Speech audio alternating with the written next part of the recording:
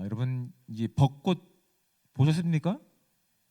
네, 꼭 보시기 바랍니다. 제가 이렇게 집사님들하고 교제하다 보니까 좋은 제가 팁을 하나 얻었습니다. 벚꽃 이렇게 사람들이 많기 때문에 언제 가는 게 제일 좋을까요? 네, 새벽에 가면 됩니다.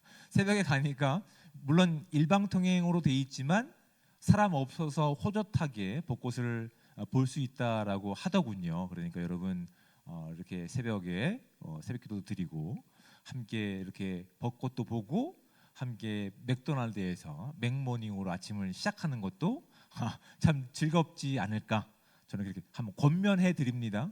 그렇게 한번 해 보시기 바랍니다. 오늘 말씀을 시 한 편으로 시작할고자 합니다. 나름대로 제가 이렇게 보여도 시적인 사람입니다. 아무도 믿지 않겠지만 시를 사랑하는 사람입니다. 그래서 제가 이렇게 시 한 편을 한번 읽어 낭독해 드릴 테니까 눈을 감고 한번 묵상해 보시기 바랍니다. 제목은 국화 옆에서, 서정주 시인입니다. 한 송이의 국화꽃을 피우기 위해 봄부터 소쩍새는 그렇게 울었나 보다. 한 송이의 국화꽃을 피우기 위해 천둥은 먹구름 속에서 또 그렇게 울었나 보다.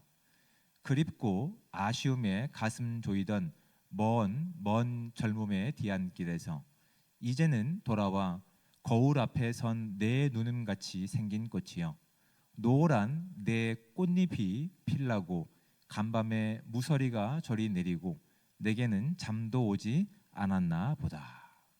어떠십니까? 갑자기 이 봄꽃, 벚꽃을 얘기하다가 가을꽃인 국화를 얘기하니까 국화가 가을에 피는지도 모르셨죠? 네, 당황스럽지도 않습니다. 네.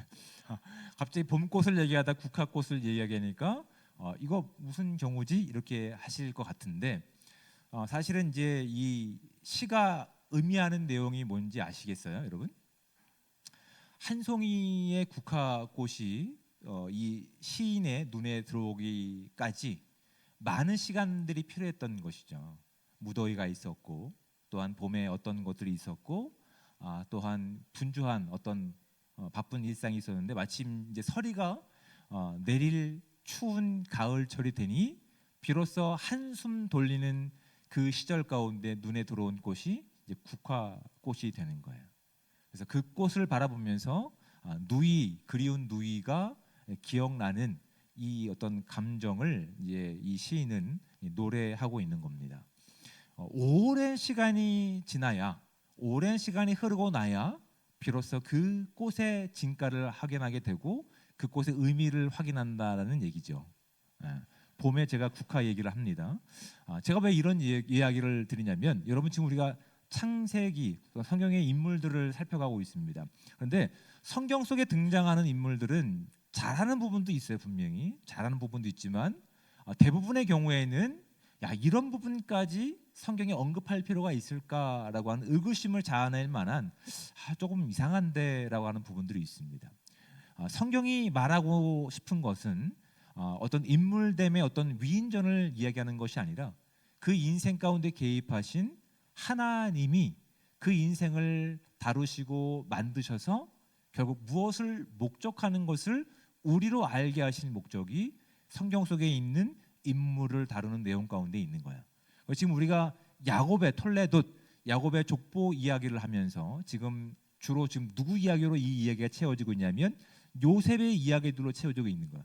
요셉이 정말 뛰어나고 하나님의 꿈을 가지고 있으며 그 꿈을 시행할 만한 능력이 있어서가 아니라 비로소 그 많은 시간들을 지나고 보니 자신에게 주었던 하나님의 꿈이, 자신에게 주었던 하나님의 비전이 이런 의미였구나를 비로소 지나간 시간을 통해서 고백하게 되는 내용들이 계속 창세기의 인물들을 다뤄가면서 알게 되는 교훈들입니다.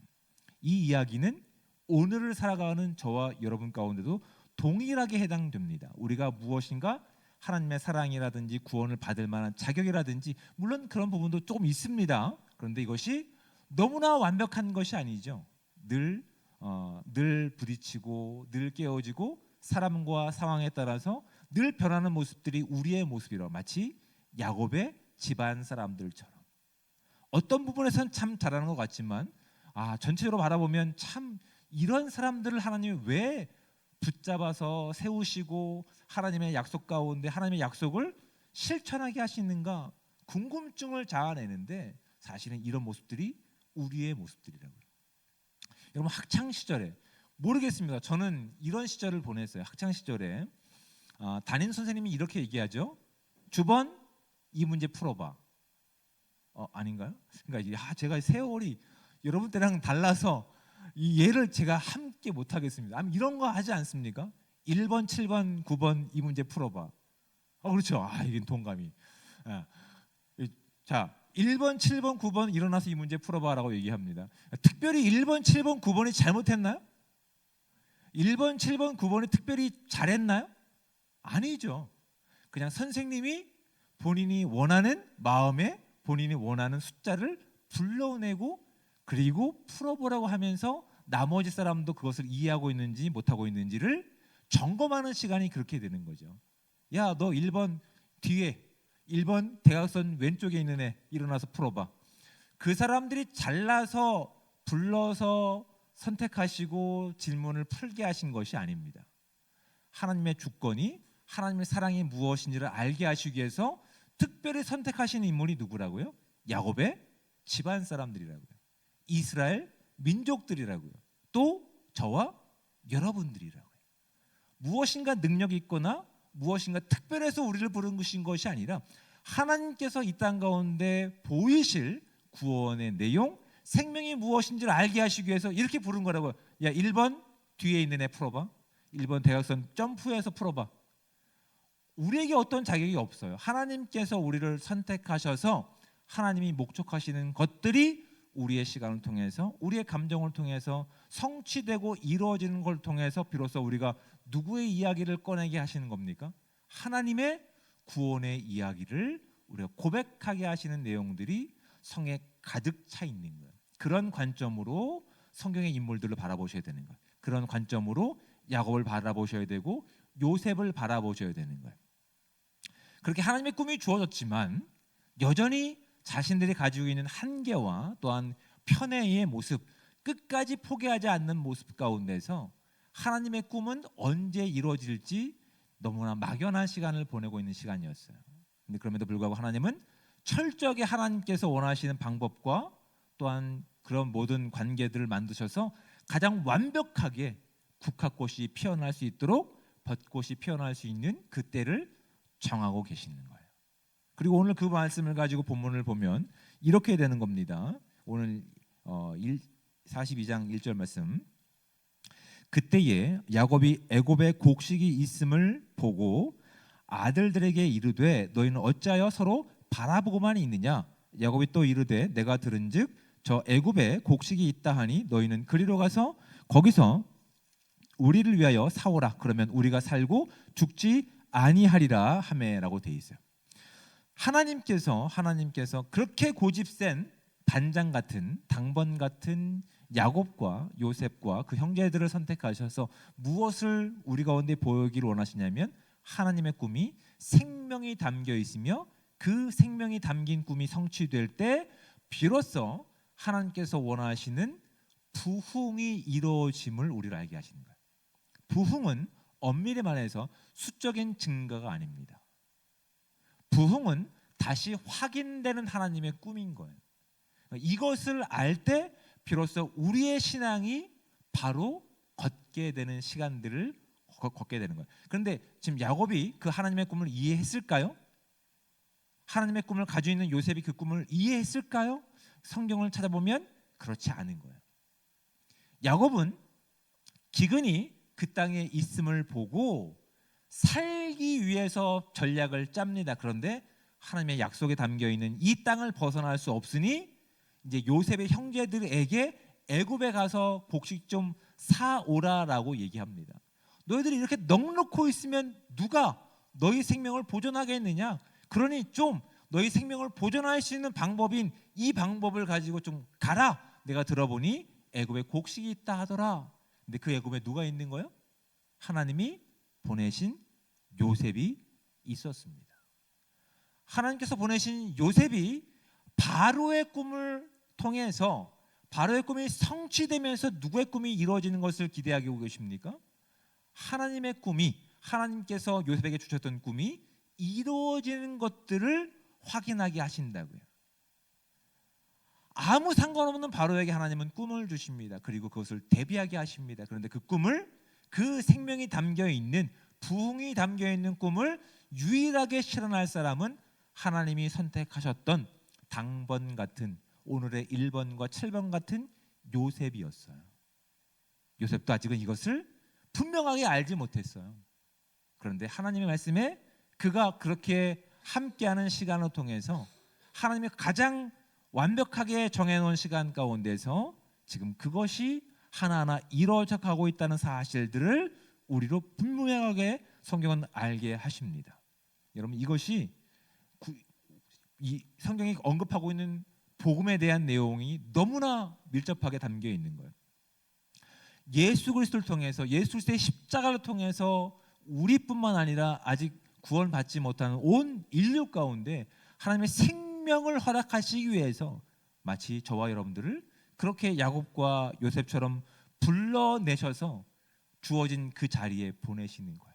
때로는 경배하는 일, 때로는 학업을 통해서, 때로는 열심히 왜 이걸 해야 되는지 더운데 배에 들어가서 짐을 나누는 일들을 통해서. 근데 그 시간들을 지나고 났을 때 마치 아까 얘기했듯이 국화꽃의 의미를 알게 되는 거예요. 마치 하나님의 의도와 그 생명과 구원의 목적을 알게 되는 시간들이 반드시 있음을 우리로 알게 하시는 거예요. 그러니 지금 우리가 만나고 있는, 우리가 겪고 있는 이 어려운 현실 때문에 하나님의 꿈을 가볍게 여기지 마시고 그 꿈을 가지고 오늘도 하나님께서 이루실 그 구원과 부흥을 기대하며 나갈 수 있는 저와 여러분들 되시기를 주님의 축복을 드립니다. 십자가는 그 사실을 드러낸 거예요. 우리의 추함과 우리의 연약함과 우리의 늘 바뀌는, 마치 야곱과 요셉과 같은 우리의 실체들을 드러내시는 거예요. 봐라, 이런 것들이 너희 모습이다. 근데 하나님께서는 우리의 그런 모습을, 하나님께서 주시는 십자가, 그 구원, 그 생명, 그 부활의 능력을 가지고 우리를 끝까지 포기하지 않으시고 하나님의 꿈이 우리를 통해서 성취되는 것들을 온 세상으로 알게 하실 목적들이 야곱과 요셉의 집안 가운데 있다는 사실을 꼭 기억하시는 저와 여러분들 되시기를 주님으로 축복을 드립니다. 그래서 저와 여러분 가운데 하나님이 우리에게 꿈을 주시는 거예요. 마치 야곱과 요셉처럼. 하나님의 꿈을 가지고 계십니까? 이 땅을 향한 하나님의 뛰는 심장 소리가 들리십니까? 안 들리십니까? 안 들리시면 죽어 있는 겁니다. 살아있으면 심장이 뛰는 것을 느끼거나 분명히 경험할 수 있게 되죠. 하루에도 느끼지 못하시는 분들은 자신의 손을 심장에 대보시기 바랍니다. 뛰나? 안 뛰면 어떻게 해야 됩니까? 때려야죠. 뛰어라! 나 살아있는 존재다. 하나님의 꿈이 있는 존재다. 그래서 그 하나님의 꿈이 허락된, 우리에게 허락된 그 영광이, 그 부흥이 완성되어 가는 과정 가운데 비로소 신앙생활하는 것이, 믿음 생활하는 것이 누구라고요? 하나님 선택하신 성도, 교회라는 사실을 잊지 않는 우리의 시간 되시기를 주님의 축복을 드립니다. 하나님의 꿈을 살아가는 시간이 우리에게 믿음 생활이며 신앙 생활이라는 사실을 잊지 마시기 바랍니다. 하나님께서는 야곱과 요셉과 같은 그렇게 실체가 드러나는 죄인의 모습 가운데 하나님의 꿈을 허락하셔서 온 인류를 향한 구원의 내용들을 선물하신 거예요. 그런데 여러분, 이것들이 야곱이라고 요셉이라고 이해 못했다라고 제가 분명히 말씀드렸죠. 그렇죠? 오늘 42장에 나와 있는 내용은 지금 얼마만큼 시간이 지났는지를 우리 가운데 성경을 알게 하시는 거예요. 지금 야곱의 특별한 편애를 받았던 요셉이 그가 형들의 미움을 받아서 종으로 팔려갈 때가 몇 살이라고 얘기를 했죠? 네. 이런 것이 이제 성경 퀴즈대에 나가야 되는데요. 17세쯤 됩니다. 10대 때가 되는 거예요. 17세에 들어가서 팔려가서 총리는 몇 살에 된 건지 아십니까? 네, 30세에 된 거예요. 그리고 지금 42장은 총리가 되고 나서 몇 년의 시간이 흘렀을까요? 네, 적어도 7년 이상의 시간이 지났습니다. 왜요? 하나님께서 바로에게 주셨던 꿈이 뭡니까? 7년 동안은 풍년입니다. 넘치도록 큰 풍년이 있었고 그 후에 7년은 해골이 상접할 정도의 흉년이 있을 거라고 되는 거예요. 지금 그러면 곡식을 나눠주는 건 풍년 때일까요? 흉년 때일까요? 흉년 때이죠. 총 30대 통리가 돼서 7년이 지났습니다. 37년이 지난 거예요. 총 37세가 된 거죠. 그 후로도 1년이나 2년이 더 지났겠죠. 그러면 17세에서 약 몇 년이 지났을까요? 그렇죠. 한참 시간이 지난 거예요. 한참 시간이 약 25년 아니면 뭐 27년 그 시간이 지나고 났을 때 비로소 하나님께서 그 모든 시간들 가장 완벽한 타이밍 가운데 이뤄내시면서 그래도 바뀌지 않는 야곱을 통해서 하나님께 사실 의지를 드러내시는데 말을 안 듣자 어떻게 하시는 겁니까?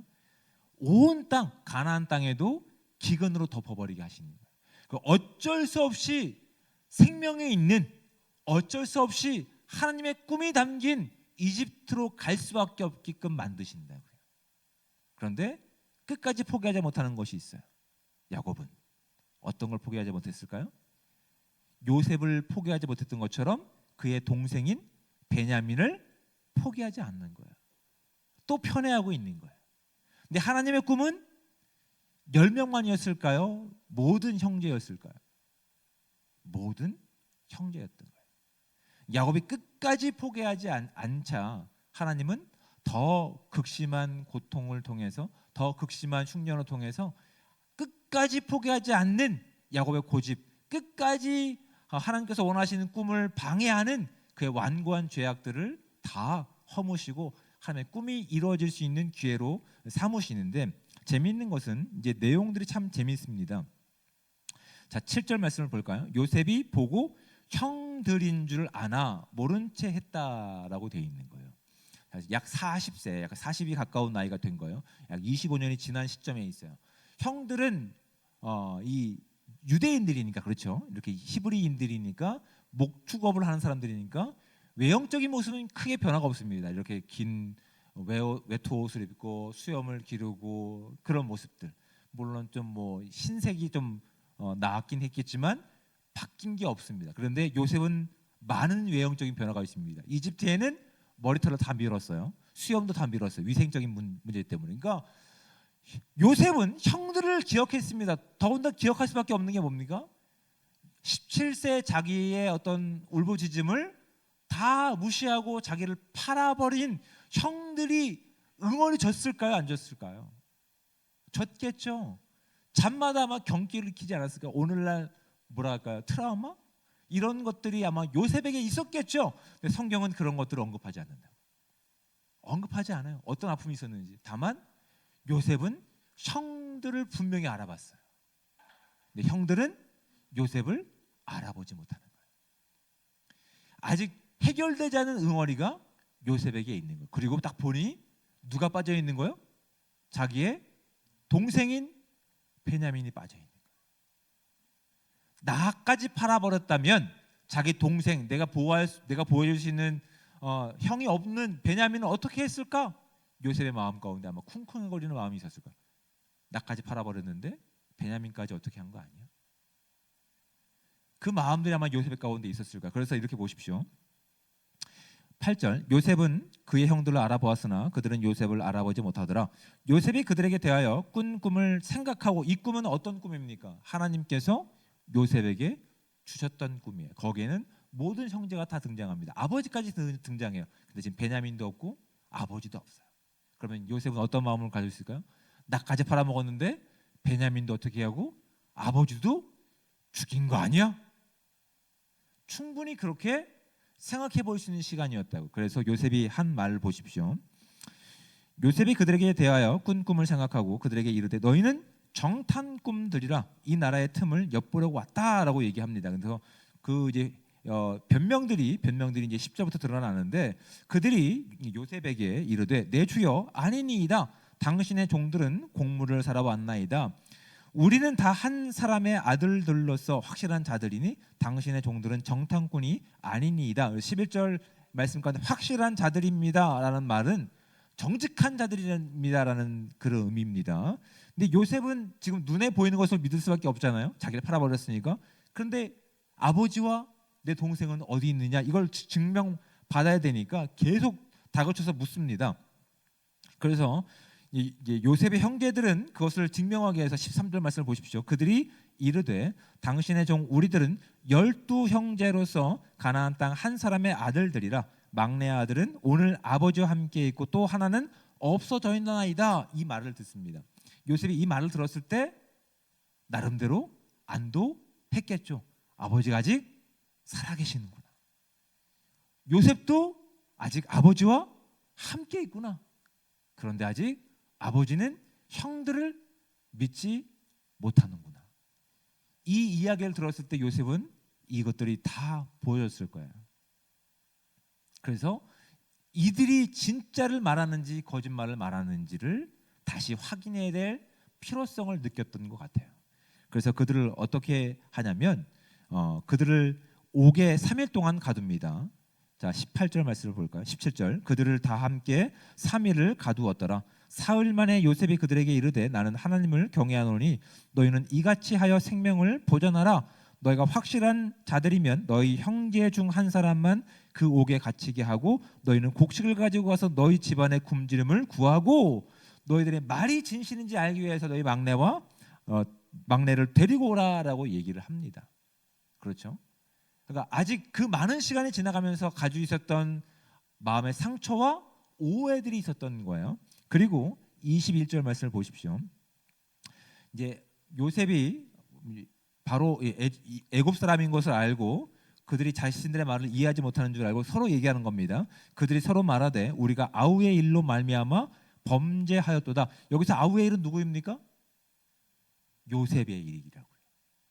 우리가 우리의 동생 요셉의 일로 말미암아 지금 범죄하였도다. 그가 우리에게 애걸할 때에 그 마음의 괴로움을 보고도 듣지 아니하였으므로 이 괴로움이 우리에게 임하였도다라고 얘기를 합니다. 그래서 루벤이 그들에게 대답하여 이르되 루벤은 누굽니까? 그 형제들의 장남입니다. 장남. 루벤이 그들에게 대답하여 이르되 내가 너희에게 그 아이에 대하여 죄를 짓지 말라고 하지 아니하였더냐? 그래도 너희가 듣지 아니하였느니라. 그러므로 그의 핏값을 치르게 되었도다 하니 그들 사이에 통역을 세웠으므로 그들은 요셉이 듣는 줄을 알지 못하였더라라고 되어 있어요. 요셉도 알지 못했던 그 배후에 있었던 전후사정들을 요셉이 알게 되는 거예요. 형들이 나를 팔아버린 줄로만 알았는데 사실은 거기서 장남인 루벤이 나를 살리기 위해서 차선으로 팔아버린 것을 요셉이 나중에 이때 지나서야 비로소 알게 되는 거예요. 속으로 원망만 있었죠. 와, 그때 장남 루벤 아버지도 그렇게 무시하더니 아버지가 사랑하는 나도 이렇게 마음대로 다루고 있었구나. 그런데 그 이면에 루벤은 오히려 자신을 살리기 위해서 팔자라고 제안했던 그 내용들을 이렇게 오랜 시간이 지나고 나서 알게 됐을 때 반응을 보십시오. 24절. 요셉이 그들을 떠나가서 울고 다시 돌아와서 서로에게 가지고 있었던 이 응어리, 서로가 가지고 있었던 이 오해들, 이 아픔들이 비로소 만나는 시간 가운데 하나님이 정하신 이 정확한 시간 가운데서 비로소 부흥의 아름다운 꽃을 가지고 우리 가운데 피어 있는 거예요. 고난의 시간이었어요. 혼자 외롭게 떨어져 보낸 시간이었어요. 그런데 하나님께서 야곱 집안에게 주셨던 꿈이 가장 완벽한 시간이 이루도록 기다리다가 결국 자신들이 가지고 있는 능력과 방식으로는 해결할 수 없는 형제들의 하나됨, 형제들의 사랑하는 것들이 하나님의 꿈과 방식을 통해서 이렇게 눈물로써 용서하고 화해하는 현장에 우리가 직면할 수 있는 은혜를 주신 거라고요. 여러분, 오늘 이 땅을 살아가는 저와 여러분들은 예수 그리스도의 십자가 은혜로 한 핏줄, 한 공동체가 된 우리라는 사실을 잊지 않는 저와 여러분들 되시기를 주님의 축복을 드립니다. 이 놀라운 은혜는 우리의 결단과 우리의 의지와 우리의 방법이 아니라 오직 하나님께서 원하신 뜻하신 바 그 구원의 내용 가운데, 그 주권 가운데 시작되었고 진행되고 있으며 완성될 것이라고 하는 사실을 야곱의 이야기를 통해서 우리 가운데 보여주고 계십니다. 그런데 그 과정을 겪고 있는 저와 여러분들 바라보시기 바랍니다. 여러분 옆 사람의 얼굴을 바라보시기 바랍니다. 이쁜 구석 한두 개는 있습니다. 그런데 미운 구석이 있습니까? 없습니까? 있다고요. 마치 요셉의 형제들과 같이 피를 나는 한 형제들인데, 예수 그리스도의 십자가 피를 나는 형제들인데 어느새 우리 마음 가운데 서로를 사랑하지 못하고 이해하지 못하고 그렇게 그냥 헤어져 보내는 것이, 그냥 가지고 있는 오해 가운데 지내는 시간이 있음을 부인할 수 없다고요.